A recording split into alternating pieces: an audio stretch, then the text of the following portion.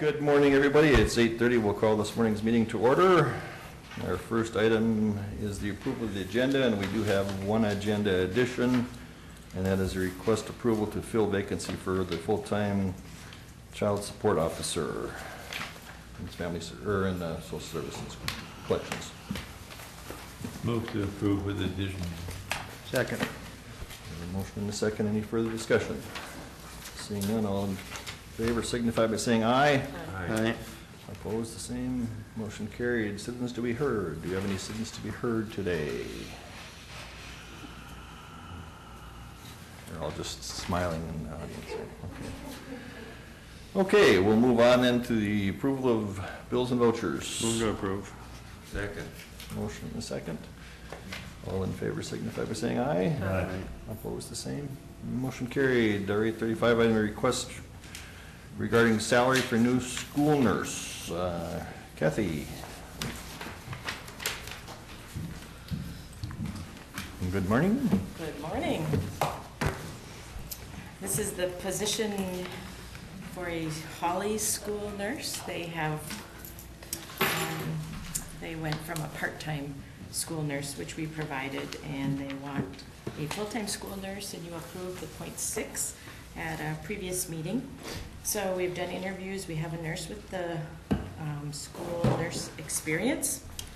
So we are requesting a step adjustment, and it would be a step 6 based on her experience and of course our previous hiring practices with RNs, and you know the challenges we have recruiting RNs, especially when we need a baccalaureate degree for the majority of our programs. So it's always challenging.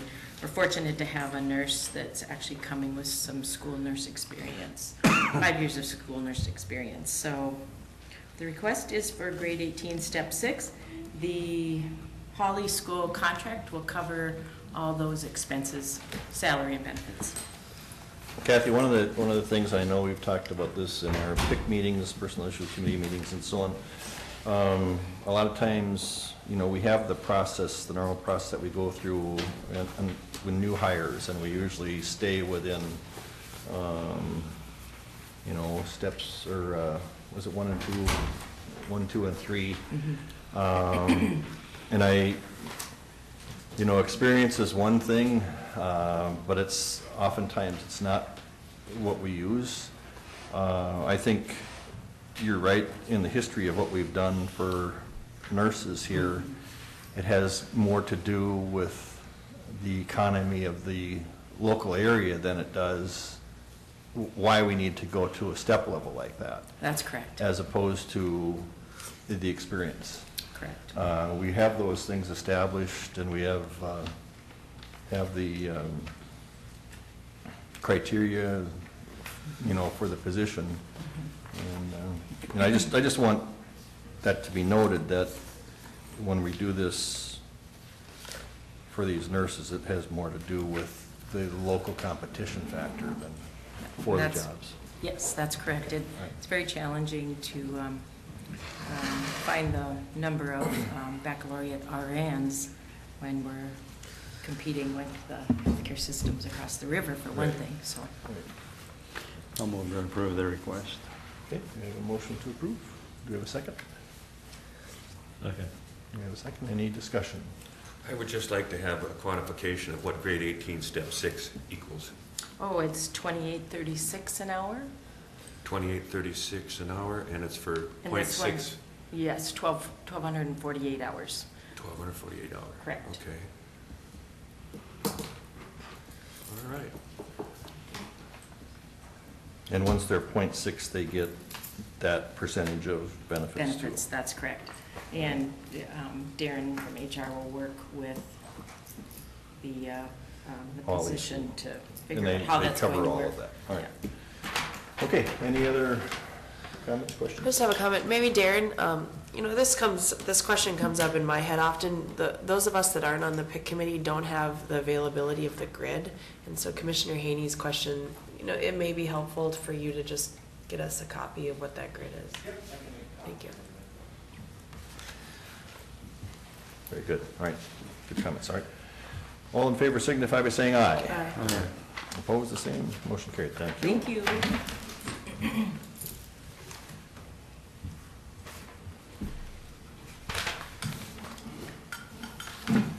All right, next we have the update on damage assessment from the severe weather state disaster. Brian. Mr. Chair, could we Oh. take care of social services since we're about 5 minutes ahead? Oh, okay, all right. Well, there might be people waiting for that damage assessment. Okay, all right, sounds good. Sandy, all right, that's, And Sandy's special, so. It's about 60 grand a year for full-time for that position. Still. all right, good morning, Sandy. Good morning. I was telling Commissioner Haney on the elevator ride up that last time I was here, I was saying, hey, we haven't had many changes in my unit. And You jinxed yourself. Bad luck. I did. Bad luck to talk about it, yeah. Yeah. Well, this one is pretty exciting though. Jason Rona is a child support officer with our agency. He's been here since January of '99 and was just offered and has accepted the supervisor position in Becker County. Oh, very good. So, pretty exciting for him. But, so I'm here today then to ask to be able to replace his position and then any backfill if we have internal movement. All right. This position generally does happen through people moving up, so. I'll make a motion to approve the request with backfill. Second. We have a motion and a second. Any further discussion? Seeing none, all in favor signify by saying aye. Aye. Opposed, the same. All right, very good, thank you. Well, thank you very much. All right, now we can go to Brian. And, Thanks, Brian. good morning, Brian. You're here to talk about the storm that occurred in the northeastern part of our county. Correct, July 11th. We did, you did sign the form for asking the governor for a declaration. This morning I got email back and it was signed, declared a disaster by the governor of Minnesota. So I do have a copy here, Okay. send it around. And also have the copy of our preliminary damage assessment. The numbers are pretty close to where they'll be. There'll probably be some added. There's a little over $200,000 for damage. Did meet yesterday with the FSA office for an ag committee emergency, basically is what it was. Excuse me. And they are gonna recommend that they do a kind of a damage thing to assist the farmers in building repairs. It's not really a disaster declaration, it's just through the federal government, through agriculture. Okay. You might have a current one there. Same thing as in our packet. Yes, correct. Okay. I know we got that. So right now, basically where we're at, communities are trying to get, especially the city of Ullin where most of the damage occurred, just trying to get everything taken care of. They got pretty much the town cleaned up. It's at the park that's kind of a real mess right now. Of course, that's a city-owned park, so that was part of the public infrastructure. So they'll take care of that hopefully by the end of the summer. Once they're pretty much completed, the state will come back up again and look at all the paperwork and then submit it back to the governor for reimbursement. Again, it's a 75-25 reimbursement. Okay. And they all know it. There's one township that I think will have some damage, but it's not gonna be much. Maybe $3,000-4,000 somewhere in there. That'd be Hagen Township. And they're not listed on here yet, but this can still qualify. Correct, you got 30 days to apply, so, there was some private damage to graveyards and stuff like that, but of course, that's not included. It's just public infrastructure. So, I've been talking to them, and they've been trying to get, some of the rural cemeteries, they got damaged quite a bit, so we're gonna try to take care of it. Yes, that's about it. We don't need any more action, Brian? is it the No, board? we do not, no. The action that you took, the letter that you signed, just make sure everybody knows, that you did that, and Right. to the governor, And so. I signed, that was last week? Yes, yep, last week. Was there like $600,000 coming to Becker, Clay, and Norman County for?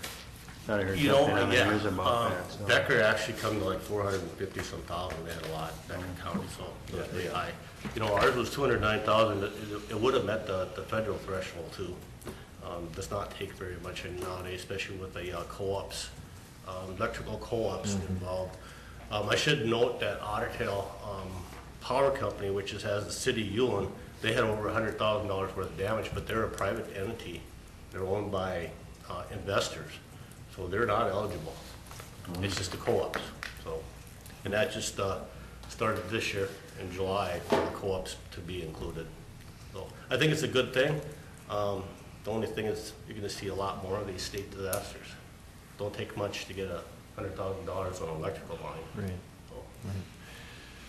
Well, thank you for your staying on top of all this, Brian. You've Bet. done a great job for us. anything else, just let me know.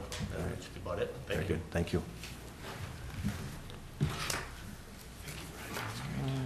Brian, we'll go into the work order number 2 on the correctional facility and law enforcement center bid. Mr. Chair, what I'm handing out is the items that you had provided to me and asked me to make copies for the commissioners. Oh, okay. Just so it's, I don't forget to do this. Those, You gave me your copy. those are just correspondence that I got in the mail. but- Thanks.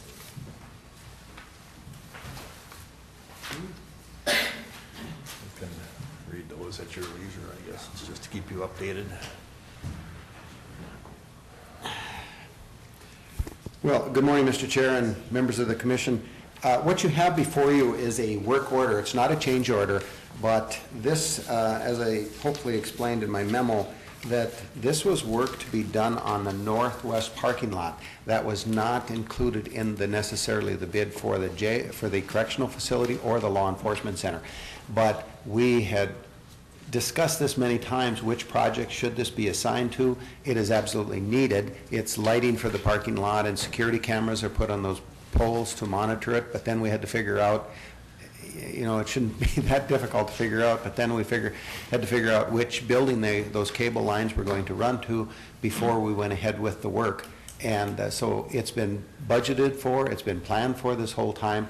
It just, it took us a while for the architects and the engineering companies to figure out where the lines were going to run and how it was going to be connected and who was going to monitor it and things. So that has all been taken care of, and that's why it's being brought forward to you at this time for consideration. It does not change the guaranteed maximum price of either of the projects that you have, and it is an item that was budgeted for within the parking lot structures.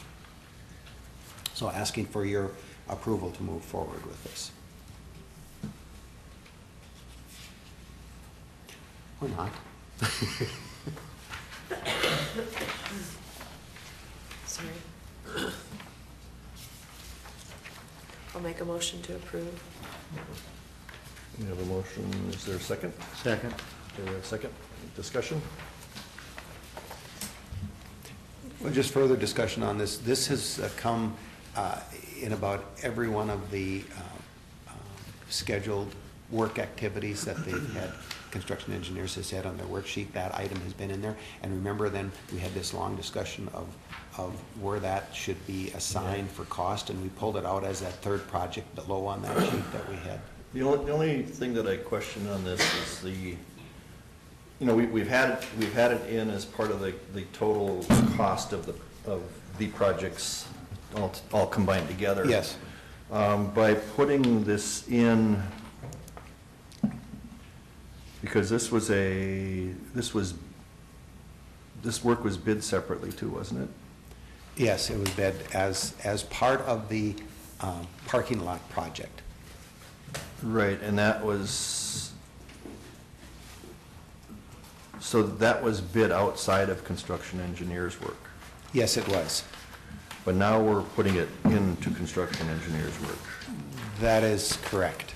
They are coordinating it, yes. Okay, so, But actually, Mr. Chair, Keys Contracting is doing the parking lot, and they are the ones that coordinated with the electrical contractor and things like that to get this done. But then it's going to connect into these buildings. So my they're question becomes on the fees. right. Or by doing this, are we adding fees to it? Because before, it was my understanding it was something that was bid outside, a separate project by and Key Contracting was the winning bidder. Right. But now we're putting in, now does that mean that Construction Engineers gets a fee off of this? Mr. Chair, no. Okay. It is listed as a separate project on this, it does not change the guaranteed maximum price of the project. And it's pulled outside of the, if you remember right, it's down on their bottom. Okay. So, Okay.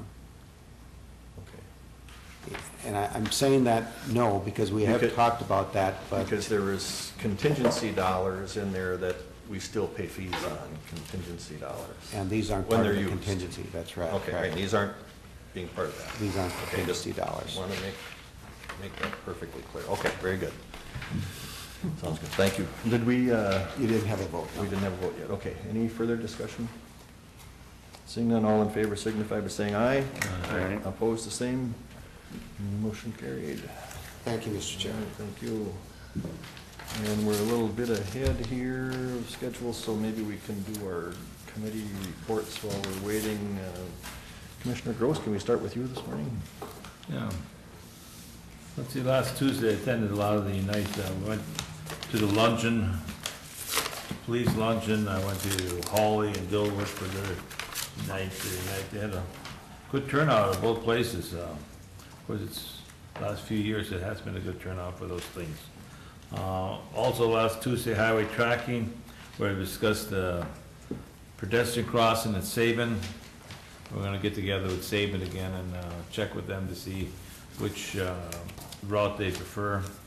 We also discussed quite a bit on the Linden Park Avenue, which will be done next year.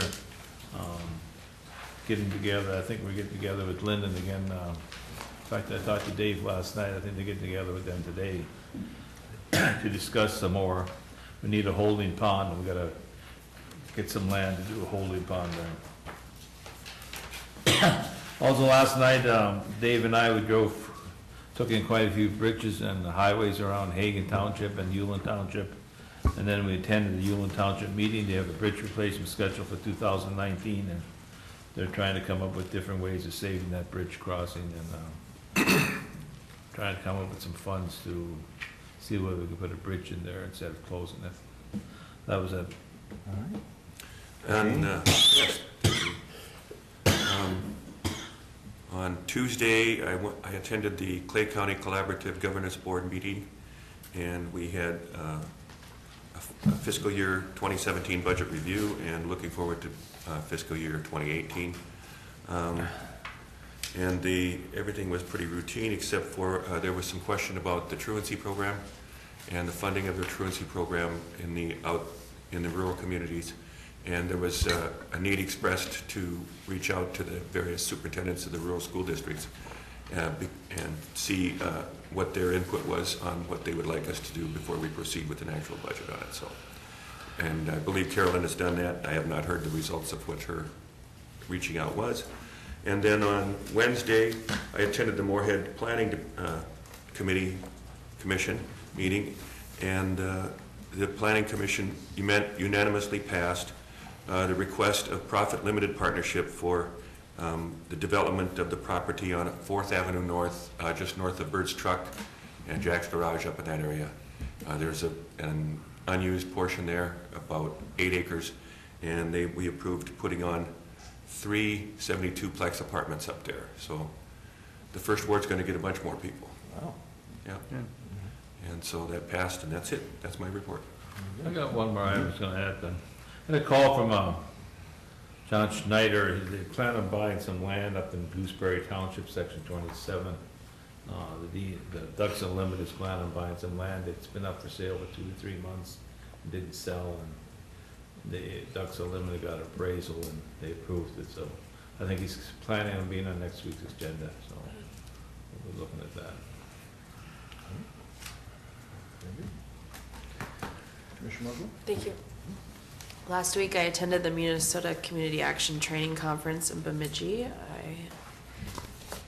I'm appreciative of the opportunity to attend that. I attended sessions from Susan Brower, the state demographer. I think we've heard her presentation before. Continues to be a fascinating data that they have. Interesting that the Fargo-Moorhead or Moorhead and Clay County area is considered urban in comparison to the rest of the state, which I think helps define some of the challenges that we're facing with some different areas. I also attended a session about CCAP, which is the Certified Training for Community Action Professionals. Lakes and Prairies is leading the state in the amount of people that are certified in that, and that's quite a rigorous coursework. And a roundtable discussion with a retired St. Louis County Commissioner on reaching the shared constituents between county needs and lakes, or the community action services that are provided, and that continues, I believe, to be something that the services they provide vastly decreases the need for services on our levees. So I appreciate the programs that they offer, and also attended a presentation from a Dr. Anton Troyer, who is a professor of Ojibwe from the Bemidji State University, a very, very well-spoken person who is spoke of the challenges of that demographic, and our county employees also are aware of that. So I guess also attended several different sessions on 360 evaluations and CEO evaluations. So maybe we'll use that in our closed session today. But that concludes my reports. All right. Commissioner Whelan? Well, let's see, I had 2 meetings on the jail construction projects. One last week where we were dealing with the boiler issues and trying to come to some resolution there, and I think we've got a pretty good plan in place. We're waiting for some numbers now, and we'll be coming back to the board hopefully with a plan there and what we need to do. We had our update yesterday on the project for the jail and the LEC, and everything's on track, seems to be going pretty well. The walls are going to start going up at the jail here this morning, yeah. And the one thing they've arranged for is that's going to require a lot of, there's only 1 or 2 panels per truck or per semi-load, so it's going to require a lot of truck traffic here, but they've got it worked out so they won't be blocking the streets, or they'll be delivering a panel, and if they start to back up, they'll stay out in the rest areas until they're ready to have the panel on their truck delivered. So that should go, pretty well, and should start to look considerably different here in the next week. They said about 10 a day they can do. Yeah. So 10 panels per day? Yeah. It's pretty so significant. 100 feet, that's 100 feet a day. Yeah. It should. Yeah, that's pretty impressive. Yeah, it should be It'll pretty look like a building impressive. pretty soon. It will. And we had a meeting this morning with Cass County on our plan to expand the detention, and we had good news from them that they're planning on being a partner, and we're going to be moving forward and hopefully have a plan for the board here soon that we can discuss and come to a resolution on. So the figure, it was Cass County, at least at this point, is planning on and willing to put $2.5 million up front for the expansion, so should make things go pretty smoothly there. So Yes, it does. yeah, that was it for me. All right, very good, thank you. I also had the Highway Tracking Committee meeting, and I think Commissioner Gross, recapped that well. I also then had the jail construction, regarding the boiler, and what it amounted to is they came with 3 proposed options for us, and our committee has kind of ruled out one of the 2 options, and we do have a preferred option, but we want to make sure that the dollars is still kind of in line with what we originally planned. And so as Commissioner Wayland said we're waiting to get a little bit more information on that, and we'll report when we have that. And then the construction meeting was yesterday, and I think, the biggest news is we're going to start to see steel going up on the law enforcement center cross street very shortly, and the walls going up starting today, and so that's progressing quite well. And I have no other meetings, so with that, we'll go into Stephen's budget review. Well, I did want to mention too the meeting this morning with Cass County regarding the juvenile detention issue, and that certainly is good news for that they're going to be they'd like to be a long-term partner in as we move forward. So, all right, Stephen. Good morning. Good morning. Mr. Chair, he handed out the sheets, but it does start in your big booklet, page 78, and there's been some slight changes to that, so the accurate updated ones are on the one he handed out. So are these different here? Well, one is secure and one is non-secure, I'm sure. Correct, yes, Oh, yep. they're- okay, so take one of each then. Yep, one of each. And they're the same, they're a little bit, these are Just a different? little, just a little bit different. Good morning, thank you guys. As you know, we have two different programs over at the facility. We have both the secure 32-bed program. In that program, we have what you'd consider, as normal people think of as detention, secure services. We also have a 30, 60, 90, 120-day treatment program, and that can have chemical dependency services attached or not. And then we also have a pathway sex offender program on a moderate level, which can take anywhere from 6 months to a year to get through that program. And so those are the four main programs that we offer in secure. We also have a 15-bed non-secure, which has a non-secure detention. It has a 30-day evaluation program, a consequence program, and also an entry-level or low-level pathway sex offender program. And so those are our main programs that are non-secure. Now, the first budget I'd like to just address is our secure, the 32-bed secure program. Just taking a look at our revenues for next year, we're looking at revenues right around $2.7 million. We would be, normally this is the time that I'd be coming to the board as part of our discussion to get a commitment from our board to move forward with the number of bed purchasing for the following year. At our advisory board, this last month, we agreed that we were going to wait based on some of the upcoming meetings that we were going to have. But at this point, I had anticipated asking Clay County. They're currently purchasing 9 beds. We're using over 10 beds a day, and so for 2018, I would be requesting that they would be purchasing 10 beds. Our bed purchase rate for next year, at least as of right now, is $83,500. And so 10 beds from Clay County, we'd be looking at selling another 21.125 beds to our member counties, giving us a total of selling 31.125 out of our 32 beds.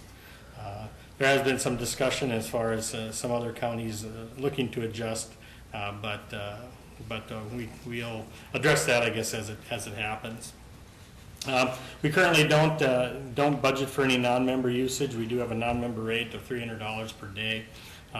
We do get some kids from time to time that get picked up in Becker County with a Hennepin County warrant, and we'll take those kids for our members, but then we get them out as quickly as we can.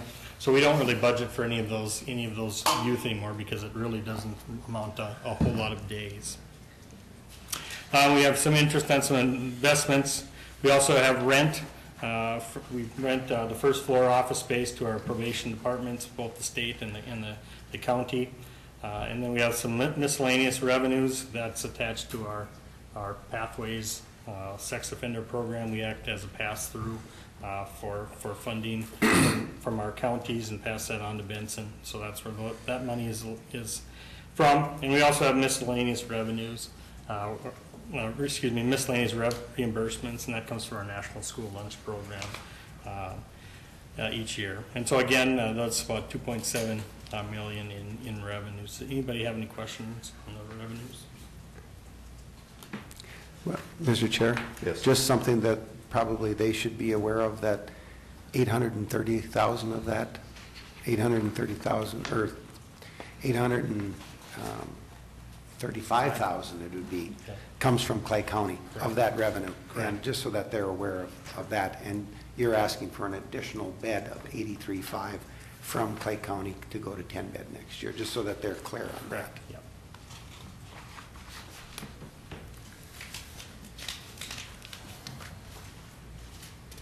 Okay, if there's no other questions, revenues, our expenses generally for the most part stayed flat.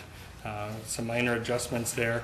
The one request that we do have in the budget is the last couple of years we've been addressing our part-time salaries. Our part-time on average make about 50%, 57% of what our full-time staff do. And as we've had our adjustments with the facility, we've spent a lot of time working on trying to get additional full-time staff, but we haven't done a whole lot of adjusting the part-time staff. In 2017, we adjusted the salary about $2 per hour. And in 2018, we would be looking to making a similar adjustment to that starting wage. Again, in hopes of attracting and retaining the employees that we're serving. It's become a challenge, I think, as you guys are seeing on a weekly basis to recruit and maintain the staff. And so we wanted to make sure that we're offering a starting salary that at least will get them in the door. And so that shows that in the salary. For the part-time staff, we also would be requesting an additional staff full-time position. We would be trading in some of the part-time hours that we have to do that. Again, I think we spend almost weekly for interviews, and if we can cut that down at any point, I think it would be beneficial to our agency. I should say in these budgets they include projected 2.5% increases per union, 7% increase, potential increases are in our insurance. It anticipates the raises for the part-time staff. We did that without having to raise the request of the dollar amount from 2017 to 18. So. Is it the salary or is it the work hours or the work itself that causes it? It's probably both. I think that I'm sure as you talk to Julie, it's a challenge to find people that are wanting to do this. We're seeing across the state of Minnesota facilities are closing, not because there isn't a need, but because there isn't people that want to do the work. So.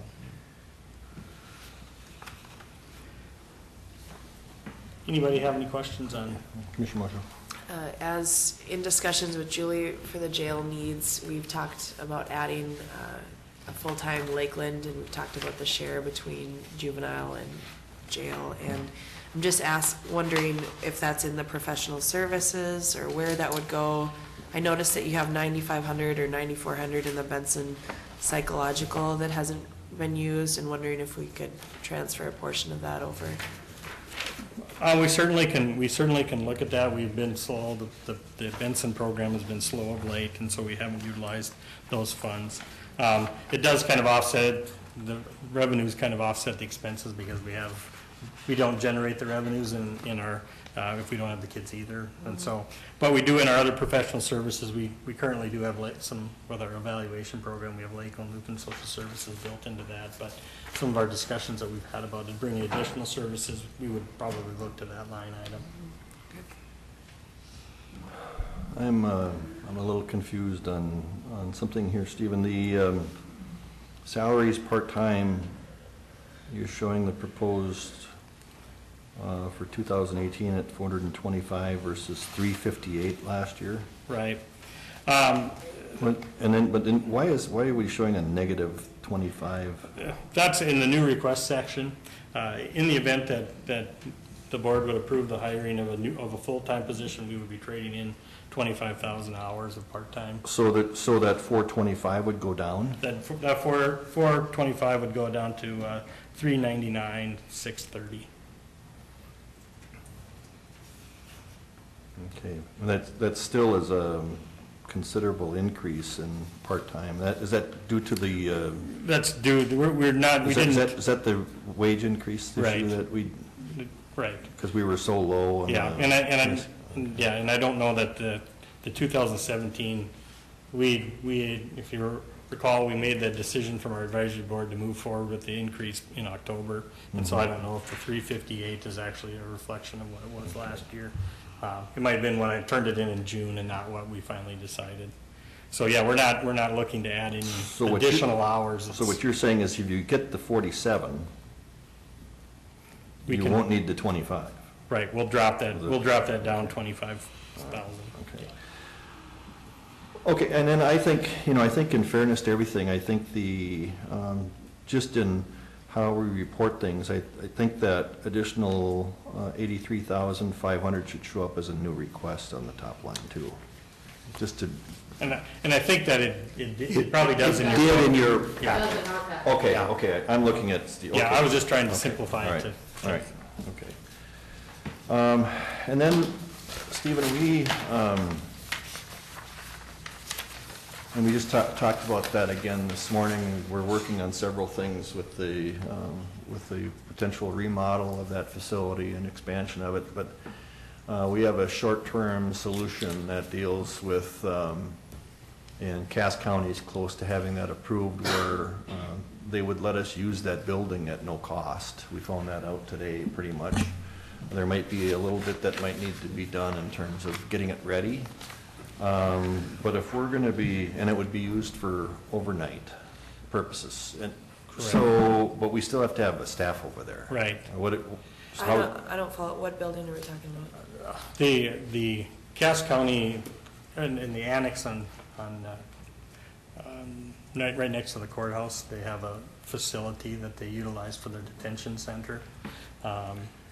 It's used as a short term to help alleviate us being full here. And that it currently isn't being used because the kids are with us. And so what would be proposed is that North Dakota kids, everybody would funnel through our facility the same way that they do now. And in the event that we hit our capacity of 32, we would have the ability on an evening/overnight to move kids over there to sleep. And we would continue to provide all programming at the facility, but that would alleviate some of our growing pains that we've been having of late in It would turning help- down our. It would help members. us in having to turn Correct, member beds away. correct. That's part of what we're. Was and that that's- staff over there? Well, it would have to be. That's part of my question. Where is that? We have not, we didn't know until this morning whether Right. that was even an option. And so we've done some preliminary budgeting as far as what that would cost to operate that facility. But I don't have that prepared, I guess, for this morning. Mr. Chair, I think maybe we need to go back another step. Cass County used to have a juvenile center. Right. And the staffing and the programming and everything else, and the fact that it wasn't big enough, they decided to shut theirs down. In fact, they had moved even out of their juvenile facility and were using one wing of their jail, one pod of their Right. jail. So this had been empty for some time, and it still sits over there as empty space, but it can be, and they plan to renovate it and use it for office space. But in the interim, with us being overcrowded, they now have come to an agreement that we can use that as dormitories to alleviate some of our overcrowding. That you can put people over there at night, but you have to bring them back here for programming and things. And they won't charge us for that space, but you'll need a staff person to watch them at night or to be with them. So on a temporary basis, that it's space that they are not utilizing right now. like this room, but it's designed for dormitory style for them, for up to 11 beds is what, so I don't know if that So- helps clarify it or not, but.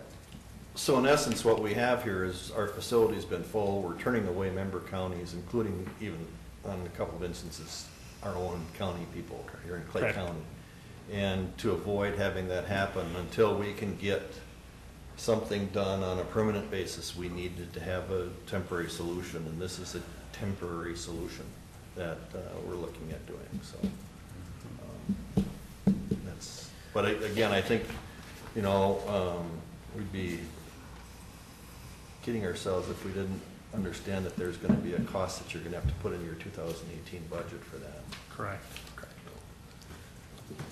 I just have a comment, and not that I don't think could be worked out to be a great thing. I think there's definitely some potential, but, you know, clearly we answer to constituents, and I have a constituent that I know is gonna talk to me about this. If Cass County, it's not really working out and they close their doors, then why is it Clay County's responsibility to bring people back over there to operate? And I understand that there's dollars that could be spent and could be gained and whatever, but the reality is we have to answer to constituents, and so that's just a hang up that Well- initially, because I've not heard about this until now, Mm-hmm. is something that comes up. I think the way you can answer to your constituents and to our constituents is the fact that Cass County, even though they closed theirs, they're paying us. We're getting to the tune of several $100,000 a year in revenue from Cass County to house their kids in our facility. So, you know, it's still being paid for, but the whole overcrowding is a result of all counties having more kids coming into this facility. And so we just, you know what, if we could have found that same facility in Moorhead, we could have put it in Moorhead. It just happens to be that it's over in Cass County, that facility is there and meets our criteria, we don't have to put any money into it, we're getting it for free. Right. So, Well, I don't think anything's for free. I understand that there are numbers, and Cass County's numbers in our facility have also gone up, and I think I appreciate that you're investigating to find it out.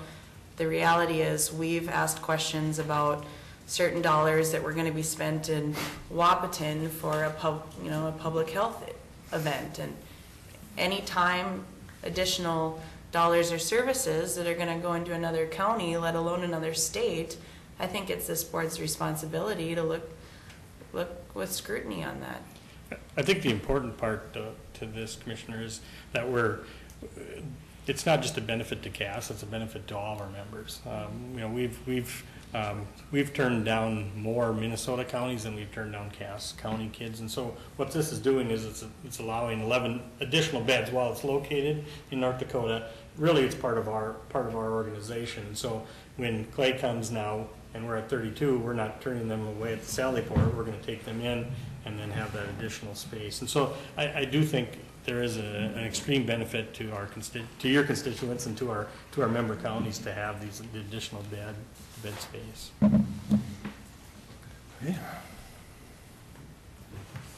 And again, that's a proposal that's, I think, it's going to be talked about too with the group on September 7th, the entire West Central group, and then it'll come back to, with more information. Just obviously, it still has to be approved by everybody, so. But again, this morning was the first we heard that they were willing to let us use that facility. Right.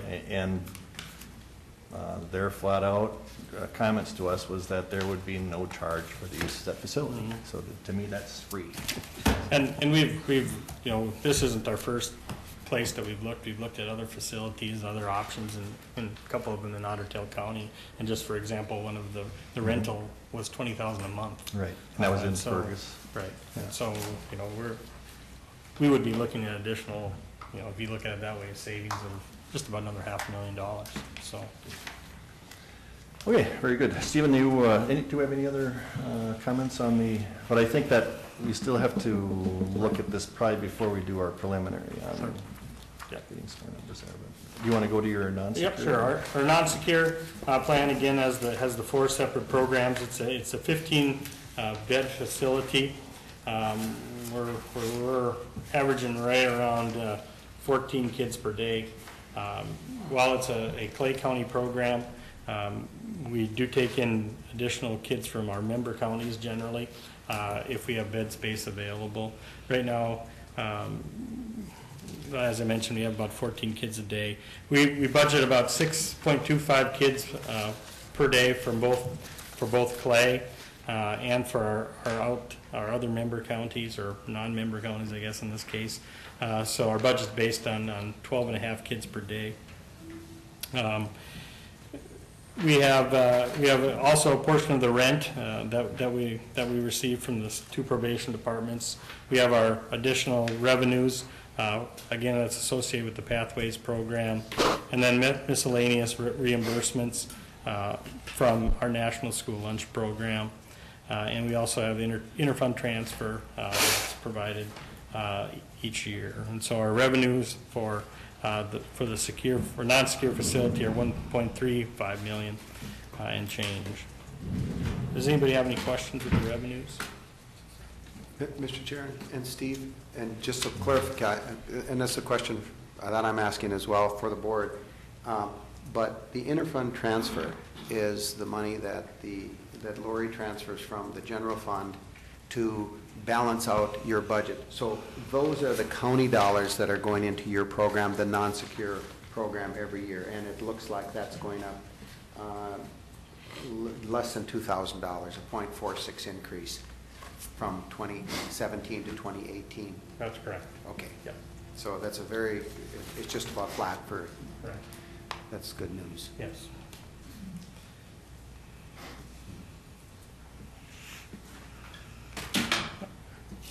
If there is no other questions on the revenues, our expenses again remain flat. I think you're going to see your biggest adjustment again in our part-time salaries there. Prisoner board, I think you'll see a little increase as far as population increases. Other than that, I think we remain fairly stagnant in most of our areas and made some adjustments, but overall, not a whole lot of difference. So our expenses in this case would match our revenues. So anybody have any questions on? I'm just wondering here, Stephen, when I do the math here based on the total expenses for the non-secure, and when we say that that's based on 12.5 beds, to me that comes out to being about $108,000 per year per bed, or about $297 a day. Mm-hmm. Whereas and that's in the non-secure, whereas our secure, our price is $228 per day per bed. So is it because we don't see additional revenue that makes the non-secure more expensive? Well, with both programs, we utilize the rent and the reimbursements kind of to offset the cost of our bed, and so without those, certainly the bed prices would be much higher. But yeah, we do see about half of our budget is based on non-member usage. We have seen an increase, I guess, as far as our clay usage in the last couple of years, and so that certainly has impacted our overall revenues. But as far as the cost, yeah, I guess I don't have an answer of why that would be so different, other than we're utilizing the other revenues to kind of buy down the rate for our members. On the secure side? Yeah.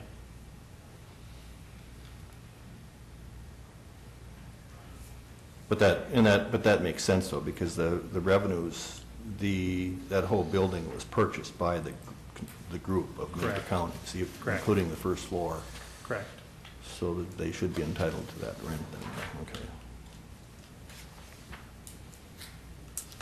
Just seems odd that our price for our non-secure is more than our secure. That part of the challenge not that staffing, from a staffing perspective, the kids in non-secure, are non-secure this week and last week, and next week they'll be in detention. And so the challenging part is a lot of our kids that are in that program have some pretty high needs, and so from a staffing plan perspective, we have to have adequate people to deal with that, so. Okay, any other comments or questions regarding the proposed budgets? Thank you, Stephen. All right, thank you.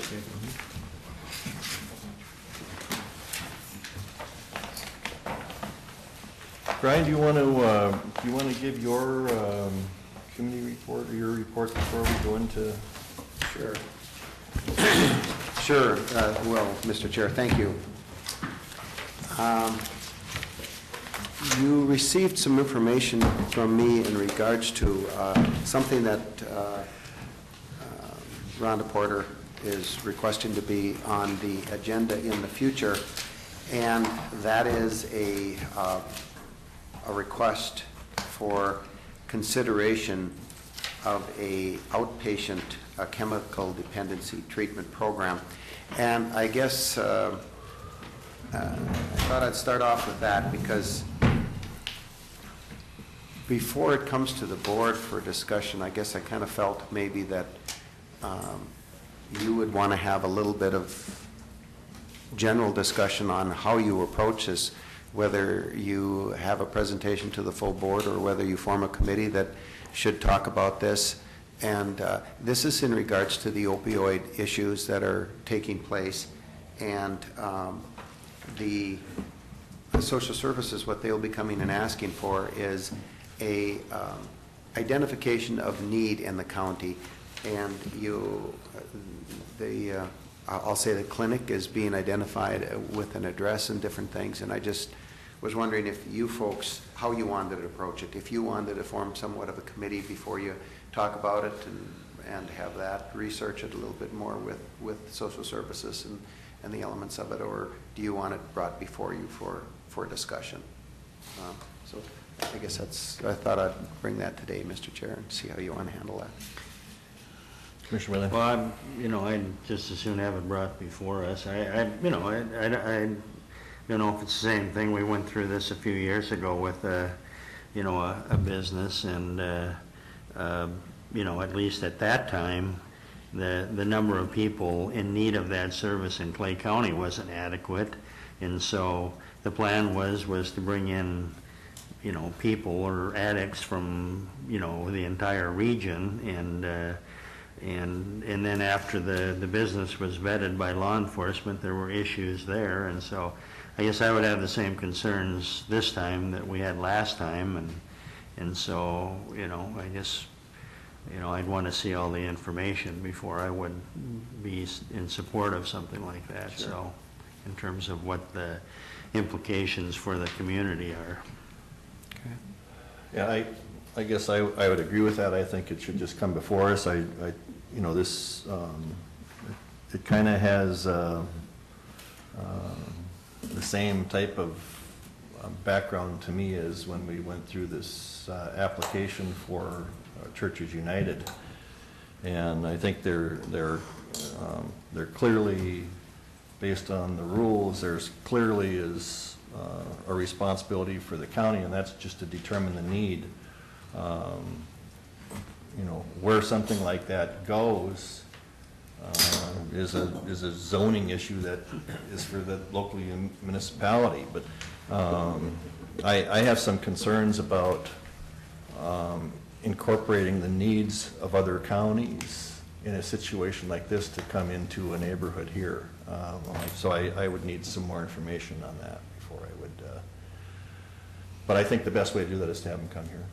And again, I think then there has to be a process where, how do you have neighborhood notification and all of that type of thing, so that can be all aired out. Any other comments? Okay. All right. That'll be on the agenda for next week then. Very good. Thank you very much. Appreciate that. I attended highway tracking as well, and that's already been talked about plenty. I did attend the I'll say the opening luncheon last week, last Tuesday, the Night to Unite.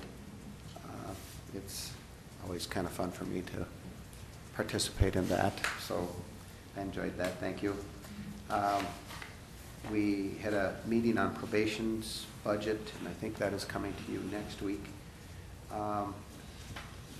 We'll have to clear up some issues for discussion purposes, that one. We had quite a lengthy discussion on it. We had the first meeting of the county campus. We have a parking committee that has been coordinating the parking and the adjustments around here during the building, which has really gone well, I'll have to say. But the EU folks felt that the signing of the campus needed to be looked into, so we had a first meeting on that, and it's, frankly, it can be a little more complicated than just putting up some signs. We want to have some direction to coming off 11th Street and 9th Street and directing to the different functions that occur on this campus. It's going to take a little bit of thought and consideration. Last, can't remember which day it was, probably Wednesday, Eric Hoovey and myself went out and met Bruce Albright out at Lake 15. I'd received some more calls, and other people had received some contacts in regards to the Lake 15 project. I've reported on that several times, that Commissioner Mojo has been involved in that as well. And we just feel we need to try to get some resolution out there, and I think we're working towards that. It explodes a little bit, and we've got to try to keep a handle on that as much as we can.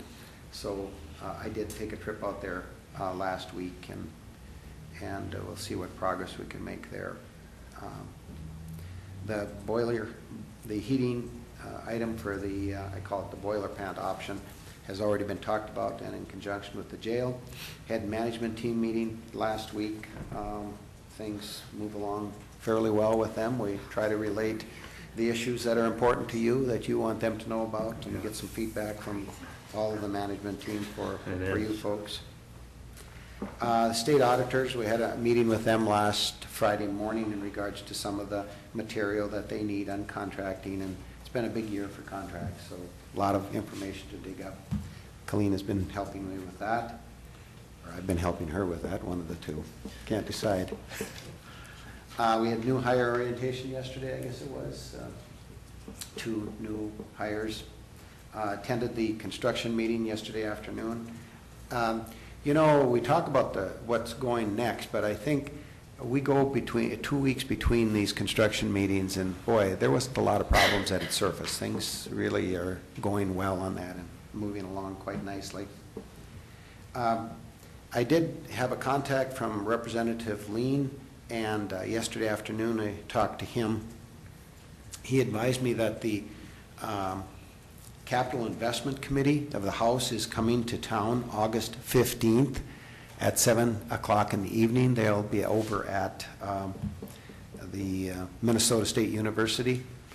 And I did visit with Kirk about that, and just so I'm kind of informing you folks and letting know what involvement you want to have in that. But Kirk and Steve Moore from the city are probably going to work on a presentation, because we're going to be asking for some bonding dollars for the transfer station and the household hazardous waste building. So that's going to come up pretty quick, August 15th at 7 o'clock. So if you want to, I know we have 2 members of the Solid Waste Committee in here, and the chair of the board is one and the same. So talk about how you want to present that, or how you want that handled. We'd like to have some dialogue in regards to that before the 15th. So kind of a heads up on that issue. Yeah, I've got down here the Corps of Engineers, and I passed out a response. There was a lot of questions in regards to the raising of the roads and different things when the diversion moves forward, of what Cass County, or correction, Clay County needs to work within that system. And we reported on it last week when Buffalo was in here, the watershed district was in here, and you've gotten responses back from the Corps. And I think, I don't know if your chair initiated this idea, but the Corps is willing to come to the board to talk about these issues. So we're thinking maybe of scheduling something later in September or 1st of October, somewhere in that area, to come in and discuss those things with you folks. Brian, can you forward that response to Watershed, because Bruce and Mark Anderson had really come up with, I think, 3 of them from their perspective. Can you forward the response? Absolutely will do, Thank yes. The construction on the parking lots, you know that the front of the courthouse is done. I came to you last week for some changes in the one in front of the Family Service Center. The schedule on that, if we don't get heavy rain tomorrow, that should be completed and striped by Friday of this week, so that'll be opened up next Monday, which is a very good thing. They're going pretty much great guns in the northwest parking lot with the curbs and gutters around there, and figure about a month out on completing that. So all of that is going quite well, and the 2 building projects are moving along fabulously. And gosh, I think that's all I have, Mr. Chair. Yeah, that's it. All right, so the remaining thing on our agenda this morning is a annual performance evaluation on our county administrator, and he has asked that that be done in closed session, which he's entitled to do.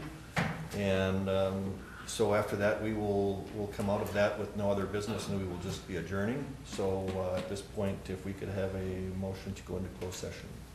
So moved. For the purpose of evaluation. All right, so we have a motion. Is there a second? Second. Any further discussion? All in favor signify by saying aye. Aye. Opposed, the same. Motion carried.